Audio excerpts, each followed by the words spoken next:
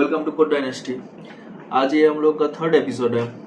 पिछला 2 एपिसोड में हम लोग देख चुके हैं कि how to install Python from official site, और इसका पिछला वीडियो में हम लोग देख चुके हैं कि प्रोग्रामिंग लैंग्वेजेस का जो फंडामेंटल्स होता है, जिसमें high level, low level, mid level languages and जो भी ट्रांसलेटर होता है उसमें हम लोग कंपाइलर, इंटरप्रेटर, असेंबलर, ये सब के बारे में थोड़ा सा देख चुके हैं।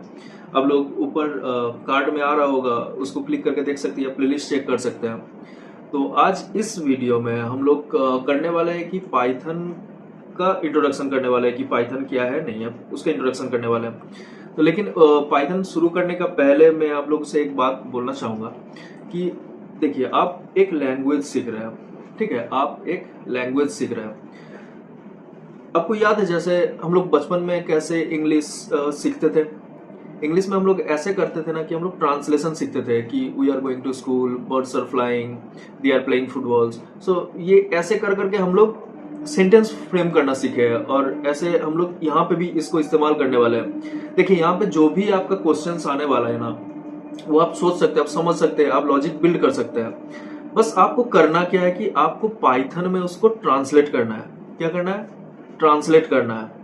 तो पाइथन ट्रांसलेट करने के लिए उसमें हम लोग थोड़ा सा उसका ग्रामर्स भी देखेंगे, ज्यादा ग्रामर नहीं है, थोड़ा सा बस ग्रामर है, उसको देखेंगे। पाइथन कौन इन्वेंट किया था, कैसे वो आया, और उसमें क्या क्या है, वो सारे चीज आज इस वीडियो में हम लोग देखने वाले हैं। बेसिकली हम लोग फंडामेंटल ऑफ पाइथन देखने वाले हैं। तो ठीक है, बने रहिए और चलिए कंप्यूटर स्क्रीन पे। तो हम लोग यहाँ पे आज देखने वाले हैं कि पाइथन क्या होता है। अच्छा, पाइथन शुरू करने का पहले ये जानना जरूरी है, पहले टॉपिक तो लिख लेते हैं Python.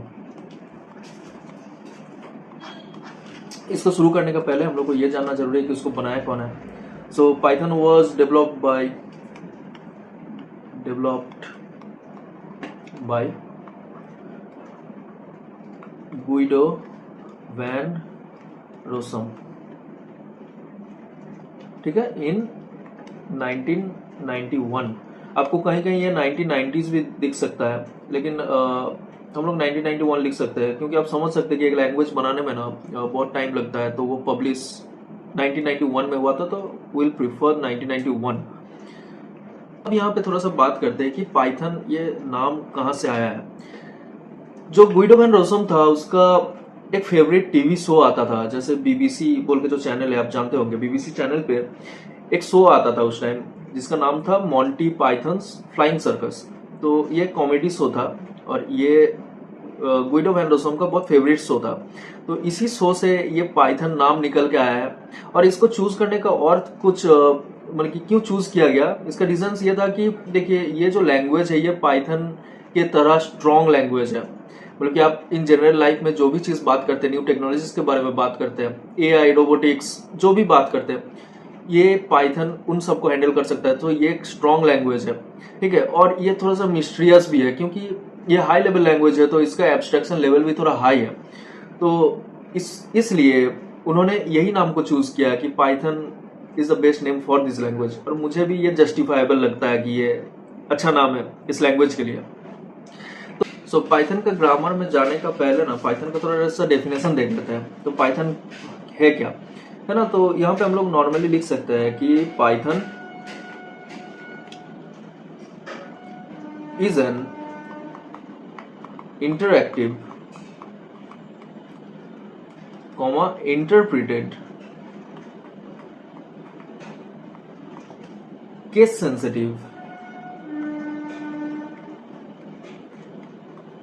Object oriented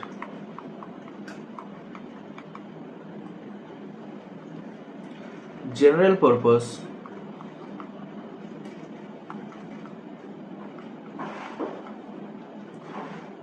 high level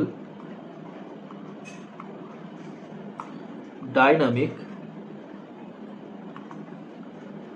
programming language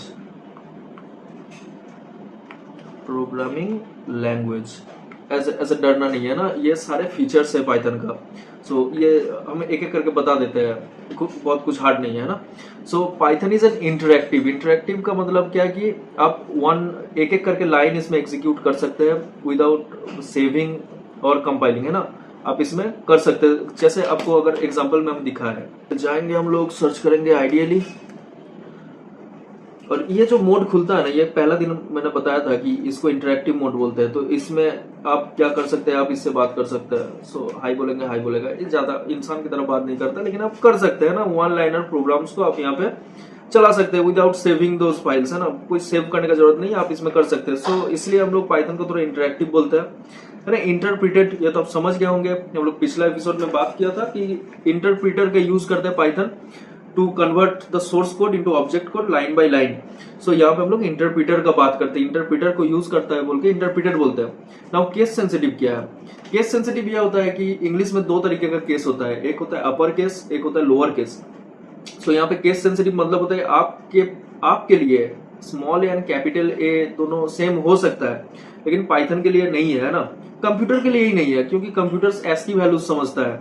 सो एस की वैल्यूज दोनों का अलग अलग है, तो पाइथन या कंप्यूटर दोनों को अलग अलग तरीके से ट्रीट करता है। मतलब कि आप अगर यहाँ पे लिखते हैं कि small a is equal to 10 और यहाँ पे प्रिंट करना चाहे कि प्रिंट कैपिटल ए, तो ये ए इज नॉट डिफाइंड दिखाएगा, है ना। तो ए और ए सेम नहीं है, तो ए अनडिफाइंड दिखाएगा।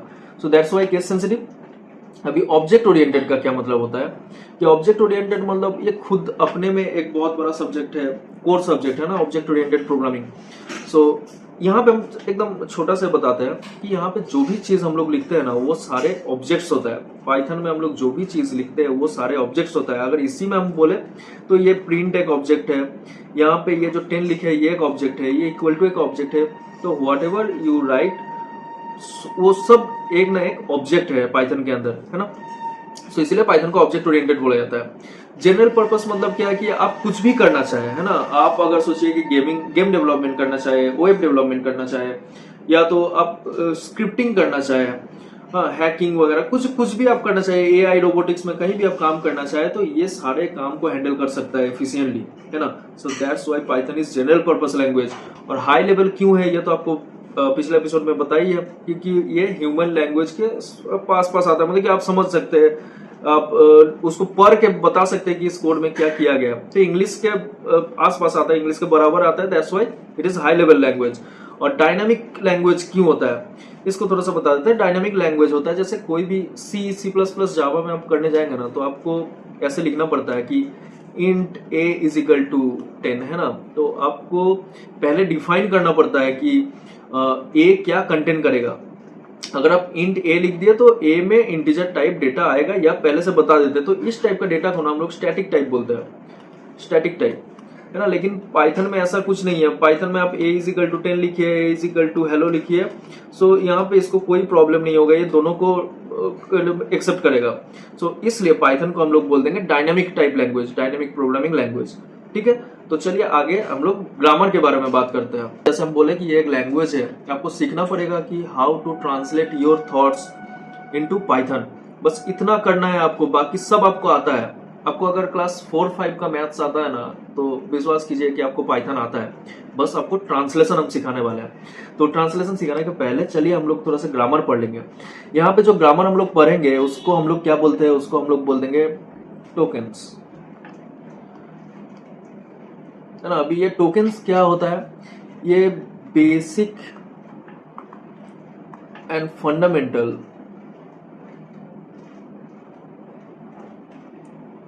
बिल्डिंग ब्लॉक्स होता है, बिल्डिंग ब्लॉक्स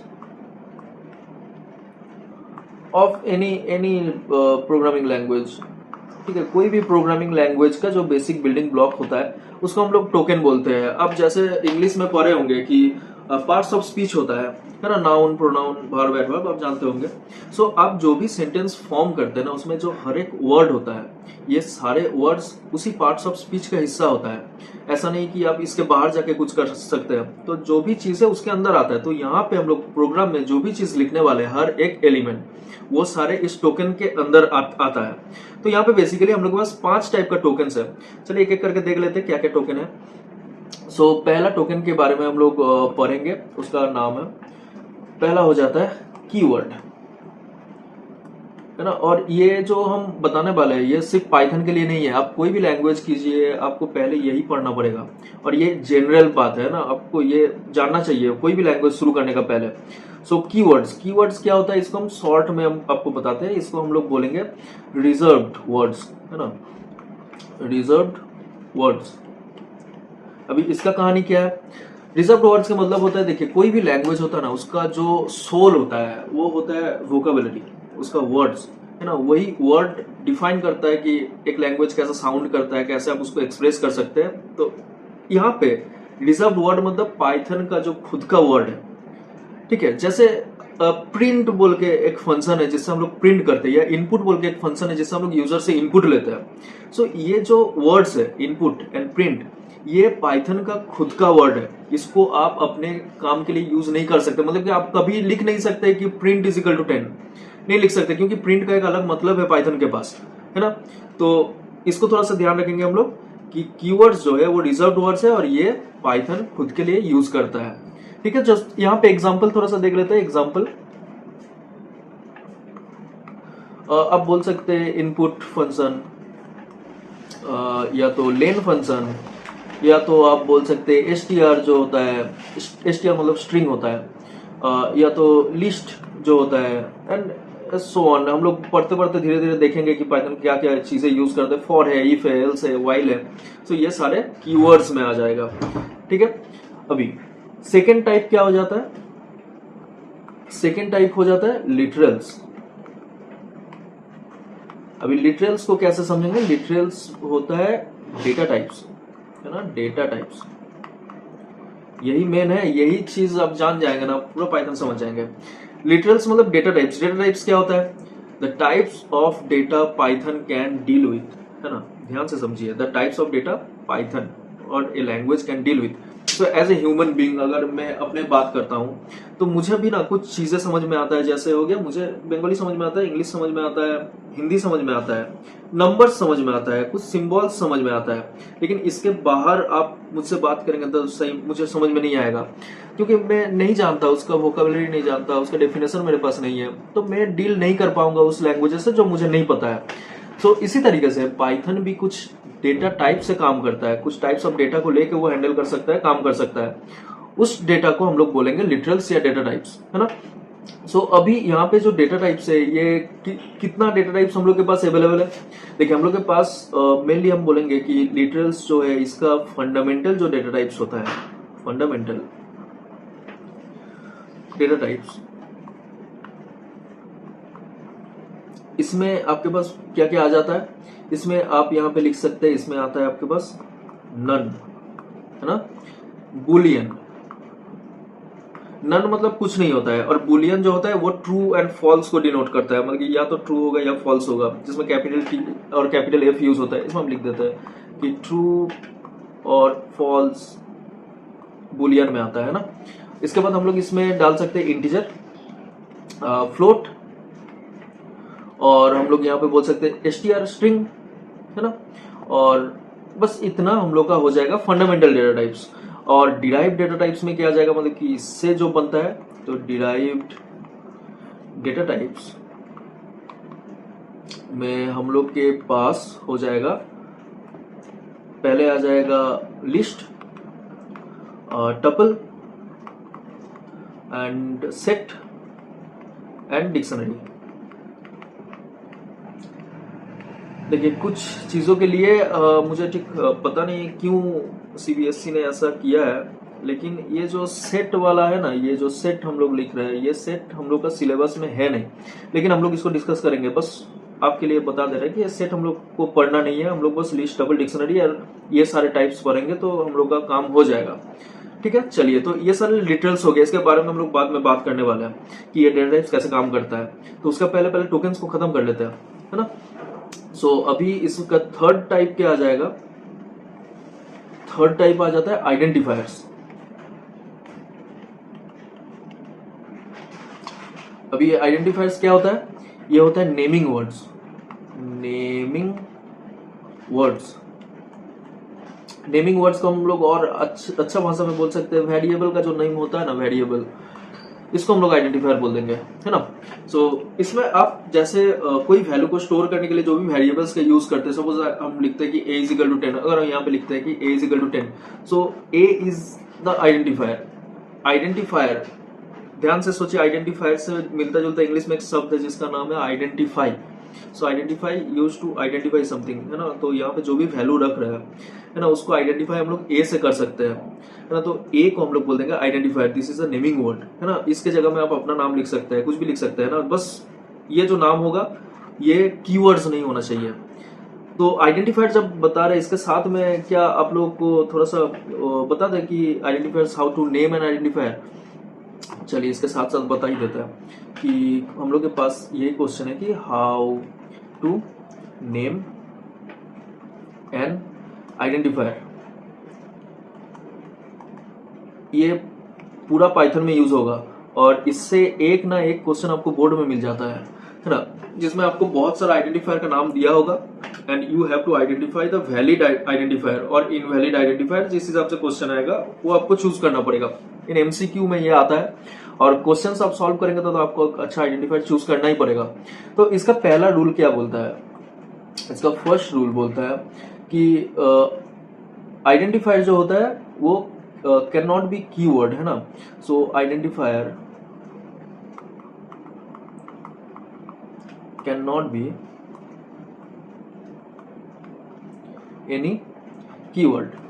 कोई कीवर्ड को आप एज आइडेंटिफायर यूज नहीं कर सकते हैं।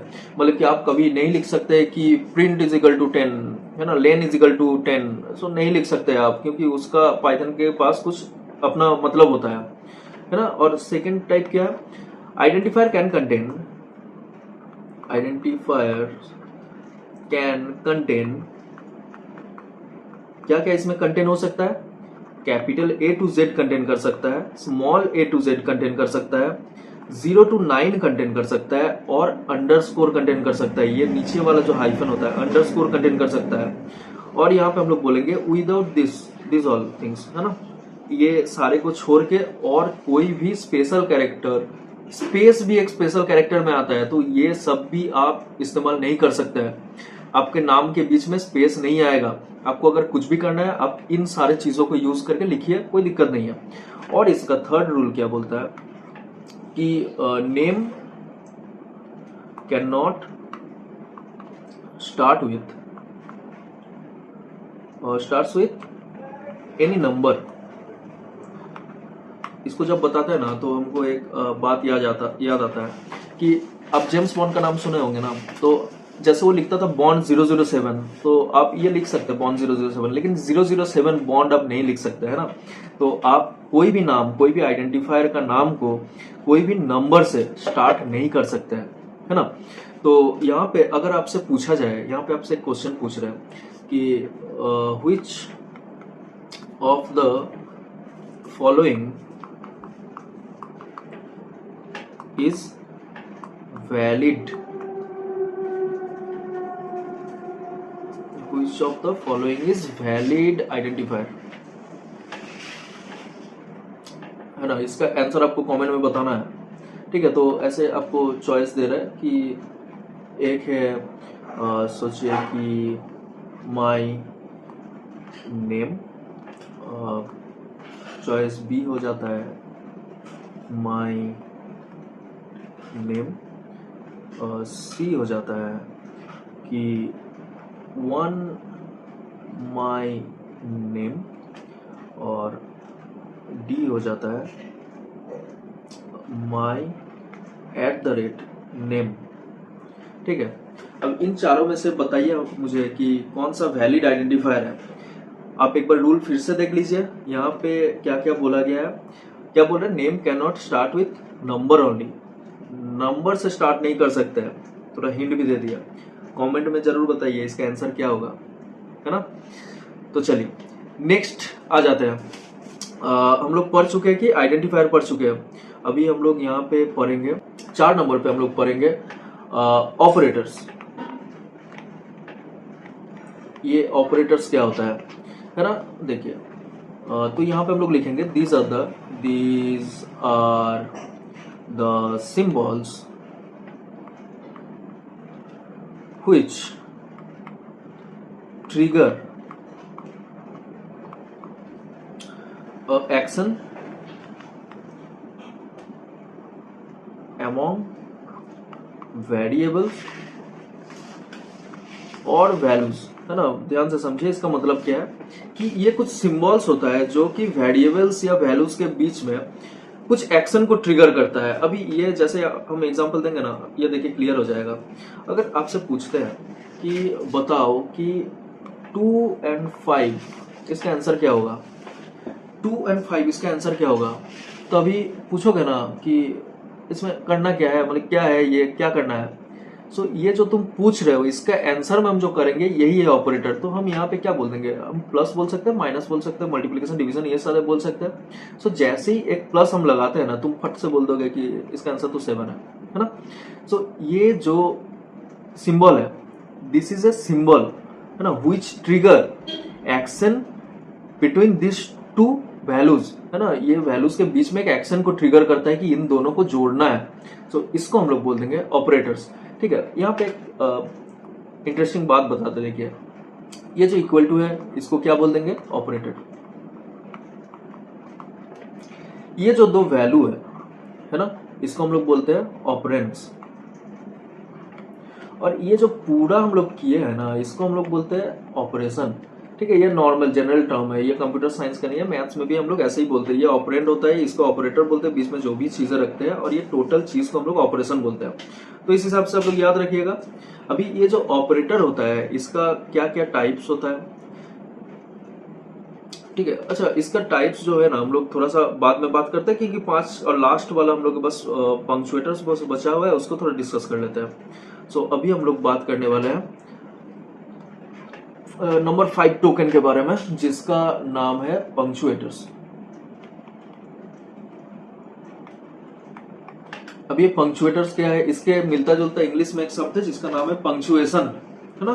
तो पंक्चुएशन क्यों हम लोग यूज करते हैं, पंक्चुएशन हम लोग यूज करते हैं टू ऑर्गेनाइज द सेंटेंस, है ना, to express our feelings in better way. So punctuation का यूज ही होता है कि सेंटेंस को हम लोग ऑर्गेनाइज कर पाए या तो फीलिंग्स को हम लोग अच्छा से एक्सप्रेस कर पाए। तो यहाँ पे भी पंक्चुएटर्स किस लिए यूज होगा, वही सेम काम के लिए जो वहां पे होता है, बस वहां पे जिसको हम लोग सेंटेंस बोलते हैं, पाइथन में उसको हम लोग स्टेटमेंट बोलेंगे, है ना। जो इंग्लिश में सेंटेंस होता है उसको हम लोग यहाँ पे स्टेटमेंट बोलेंगे। सो इसका डेफिनेशन हम लोग क्या लिखने वाले हैं कि these are special kind of symbols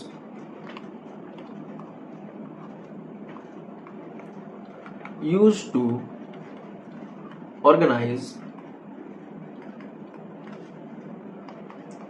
Python statements। इसके एग्जांपल देंगे तो और आसान हो जाएगा, जैसे ब्रैकेट्स हो गया, ये ब्रैकेट आ गया, स्क्वायर ब्रैकेट आ गया, या तो कोलोन आ गया, या तो कॉमा आ गया।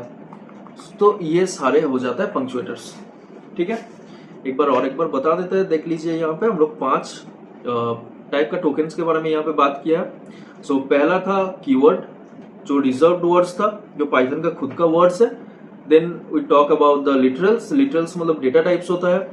फंडामेंटल डेटा टाइप्स में ये सारे कुछ आ जाता है, और डिराइव डेटा टाइप्स में यही 4 आता है। लेकिन हम लोग यहाँ पे क्या बोले, as per the CBSE syllabus set is not there, so will not talk about the set. लेकिन हम लोग जब ये टोटल कवर करेंगे ना, तब सेट के बारे में भी हम लोग बात करेंगे, सेट आप लोगों को बताएंगे सेट क्या होता है। उसके बाद आ जाता है आइडेंटिफायर्स, जिसमें नेमिंग वर्ड्स या वेरिएबल्स को देखते हैं।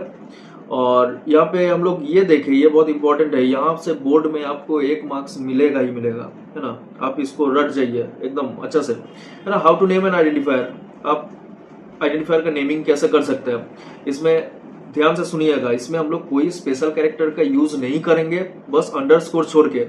और स्पेस भी एक स्पेशल कैरेक्टर है, तो स्पेस का भी यूज नहीं करेंगे, है ना। @ डॉट स्पेस कुछ चीज का यूज नहीं करेंगे हम लोग। और यहाँ पे अब लोग देख सकते हैं कि हम लोग ये क्या क्या चीजें हम लोग यहाँ पे कंटेन कर सकते हैं ये आइडेंटिफायर। और यहाँ पे क्वेश्चन है, इसका आंसर मुझे चाहिए, ठीक है। फिर हम लोग ऑपरेटर्स का बात किया है और पंक्चुएटर्स का बात किया, ठीक है। कि हम एक चीज बताने वाले हैं, ये ना बहुत सा गलत फहमी होता है, बस इसको बताएंगे और नेक्स्ट हम लोग बात का एपिसोड में देखेंगे। लेकिन ये जानना जरूरी है। देखिए, हम लोग जब भी ये लिखते हैं ना कि a = 10, सो यहाँ पे ऐसे जब भी कोई स्टूडेंट नया पढ़ता है ना, उसको बताया जाता है कि ये ए जो है ये एक वेरिएबल है, और ये जो वेरिएबल होता है ना ये एक कंटेनर की तरह होता है, एक कंटेनर है ना, विच कैन कंटेन वैल्यूज। एक कंटेनर होता है और उसके अंदर हम लोग वैल्यू को डाल देते हैं और इस कंटेनर का नाम दे देते हैं ए, है ना।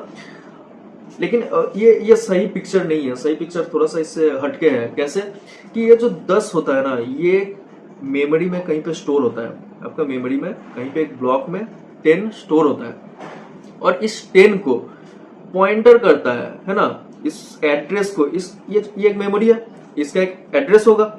सोचिए इसको बता देते इसका 101 इसका मेमोरी एड्रेस है, तो इस एड्रेस को पॉइंट कौन करता है, ए बोल के एक वेरिएबल है ना, ये एक पॉइंटर है ना, ये पॉइंट करता है to the address where 10 is stored in the memory, है ना। तो ए क्या है, ए एक डिफरेंस है ना, ये एक ऐसे कंटेनर नहीं है, ए खुद कुछ कंटेंट नहीं करता है, ए बस एक डिफरेंस है ना। जो आपका रोल नंबर होता है, आपका क्लास में जो रोल नंबर है, वो रोल नंबर का काम क्या है, वो आपको रिफर करता है कि रोल नंबर 1 किसी एक स्टूडेंट को रिफर करता है। ये वेरिएबल का काम होता है, तो आप इसको थोड़ा सा समझ जाइए।